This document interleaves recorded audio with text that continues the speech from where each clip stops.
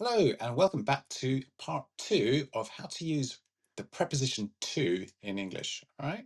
So in this video, we will look at using the preposition to when something is given or sent from one person to another.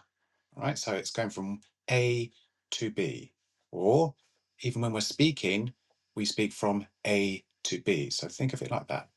So examples. He gave a present to his friend from A to B. Can you send this letter to me? She explained the rules to the class. So from A to many people. All right. Now, common mistakes and corrections. Now, see if any of these mistakes are something that you do on a regular basis. So, he gave a gift for his friend. In fact, we actually say he gave a gift to his friend. Remember, going from A to B. I sent an email for my boss. No, we say I sent an email to my boss. She explained the problem for me. Now, in conversation English, this sounds okay, but if you're taking a test, don't do this. Don't write this down. You need to do, she explained the problem to me.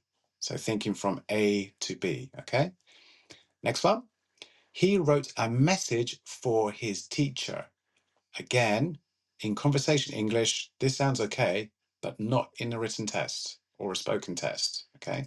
You should say, all right, he wrote a message to his teacher, all right? I will lend my book for you. This is definitely a no-no. I will lend my book to you. Okay. The waiter brought the food for us. Another no. All right. Don't do this. Always do the waiter brought the food to us. All right. Let's review some more examples. She gave a gift to her friend. He sent an email to his boss. I handed the book to my teacher. They donated money to a charity. All right. And she passed the salt to, and I can't see that, her brother. That's it. All right then. Now, final question. And you can write your answer in the comments. What is he doing? What is this man doing? Why is he thinking about his grandmother? All right. Great. Okay. See you in the next one. Bye.